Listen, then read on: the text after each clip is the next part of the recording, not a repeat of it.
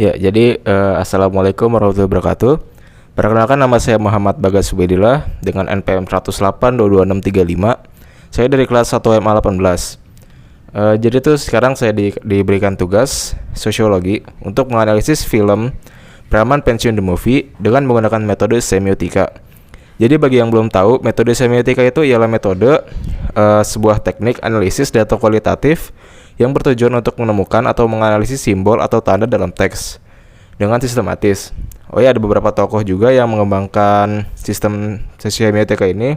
Beberapa tokohnya tuh diantaranya ada Ferdinand de Saussure, ada Charles Sanders Peirce, dan Roland Barthes. Langsung saja kita ke inti videonya. Ya, jadi adegan pertama itu ada dari 2 menit 3 detik. Jadi kita mulai nanti adegannya akan saya taruh di layar pokoknya. Langsung saja kita mulai videonya. Sudah pergi.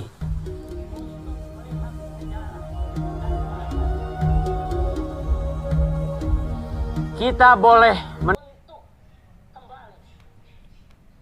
Jadi tuh di sini bisa dilihat ya kayak dari Kang Musnya atau dari bawahan-bawahan ini kayak rambutnya tuh ada yang di gitu-gituin, terus ada yang pakai kayak tindikan kuping, ada yang pakai kalung rantai.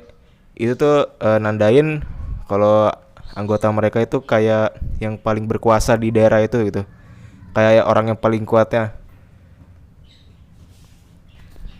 Ya, jadi adegan selanjutnya tuh kayak gini.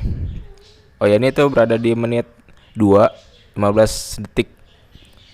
Nanti saya akan taruh di layar adegannya. Langsung saja kita mulai adegannya. kita boleh menengok ke belakang untuk melihat sejarah dan belajar. Bukan untuk kembali. Nah, jadi saya bakal bakal nganalisis kalimat yang diucapkan oleh si Kang Mus, bukan nganalisis adegannya. Jadi tuh yang diucapin Kang Mus tuh maksudnya kita boleh ngelihat pengalaman masa lalu kita yang kelam buat dijadiin pembelajaran doang. Jangan kepikiran buat balik jadi diri kita kayak di masa lalu yang kelam itu. Cukup dijadiin pembelajaran aja, jangan sampai nyebur lagi gitu. Kita lanjut ke adegan selanjutnya aja ya. Ya, adegan selanjutnya tuh ada di 1 jam 14 menit 37 detik. Jadi tuh kita mulai aja videonya ya.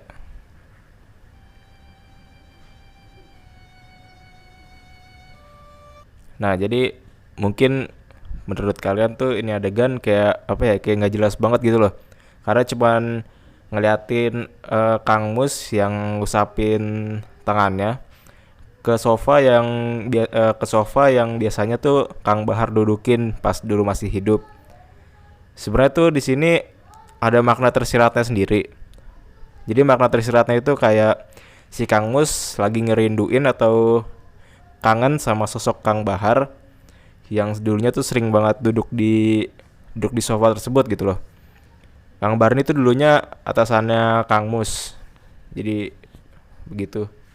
Langsung aja kita ke next adegan selanjutnya tuh ada di menit 8 detik 54. Kita mulai saja ya videonya. Iya, sepi. Terus gimana, Kang? Apanya yang gimana? Nah, jadi tuh sebenarnya di adegan ini tuh agak lucu gitu. Karena ekspresinya Kang Mus tuh lucu aja gitu. Nah, tapi di balik kelucuan itu sebenarnya ada makna tersirat sendirinya gitu. Jadi ekspresi Kang Mus itu nandain kalau si Kang Mus itu sebenarnya pengen banget marah, tapi nggak bisa diluapin ke siapa-siapa gitu. Ya karena gara-gara penjualan cimpringnya sedang menurun, akhirnya dia ngegerutu kayak gitu, kayak gitu. Langsung aja kita ke next adegan aja. Nah, di adegan selanjutnya tuh ada di menit 44 detik 22. Kita mulai saja adegannya. Iya, Mamang cuma mau ngingetin aja. Waktu nanti kalian ziarah ke makam papi, itu bukan untuk bicara. Nah, di Apalagi adegan ini meminta. tuh nunjukin kalau si Kang Bagja ini sedang ngobrol sama ketiga putrinya Kang Bahar. Nah, di sini tuh sebenarnya ada makna semiotikanya. Kalau dari denotasinya, obrolan ini cuman kayak obrolan biasa gitu, kayak antara anak muda sama orang tua. Namun jika kita melihat dari sudut pandang makna konotasi, adegan itu mengandung makna semiotika yang jelas banget kelihatan gitu.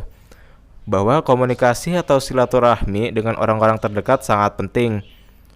Apalagi kalau yang muda-muda ini ngedengerin nasihat dari orang yang sudah tua atau yang sudah sepuh gitu.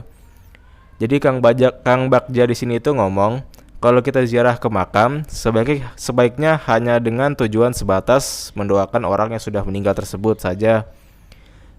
Kita tuh jangan pernah minta-minta atau ritual-ritual yang gak jelas, yang aneh-aneh gitu pada saat berziarah ke makam-makam orang yang sudah meninggal gitu. Kita lanjut saja ke adegan selanjutnya. Nah, adegan selanjutnya itu ada di 1 jam 13 menit 51 detik. Kita mulai saja adegannya.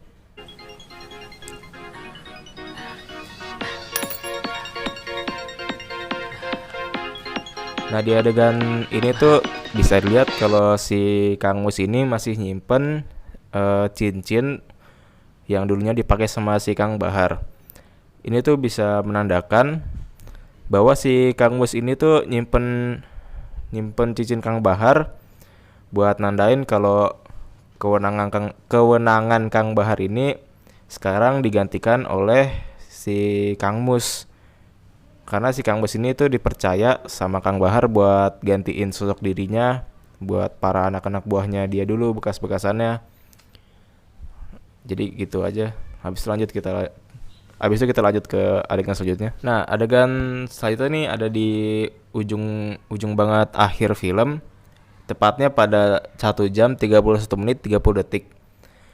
Jadi kita langsung saja mulai adegannya.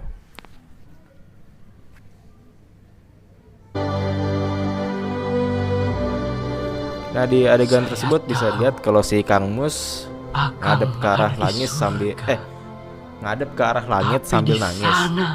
Nah, jadi itu tuh nandain kalau si Kang Mus itu dia ngerasa gagal buat ngejaga keakuran para bekas anak buahnya Kang Bahar yang sekarang jadi anak buahnya Kang Mus. Dia tuh kayak ngerasa bersalah gitu sama Kang Bahar karena kan dia udah dikasih kepercayaan sama Kang Bahar ya buat gantiin sosoknya Kang Bahar ketika Kang Bahar meninggal nanti. Tapi dia tuh nggak bisa ngejaga kepercayaan Kang Bahar itu, jadi dia kayak rasa bersalah kepada Kang Bahar itu. Jadi gitu. Kita lanjut ke selanjutnya. Nah, pesan moral yang bisa saya simpulin dari film ini tuh ialah kita jangan pernah memendam masalah tuh sendirian. Kita harus coba buat cerita-cerita ke orang-orang yang paling terdekat dari kita. Terus habis itu jangan pernah nyelesain sebuah masalah dengan kepala dan hati yang lagi panas gitu.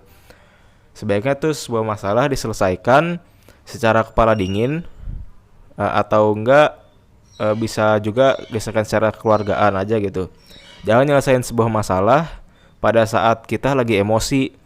Karena apapun yang diselesaikan secara emosional, maka akan ngasilin sesuatu yang kurang maksimal atau kurang baik gitu, salah pilih. Ya gitu aja dari saya. Ya gitu aja analisis semiotika dari film Preman Pensiun The Movie 2019. Saya Muhammad Bagasubillah pamit undur diri karena kalau maju saya ngeliat teman sendiri. Wassalamualaikum warahmatullahi wabarakatuh.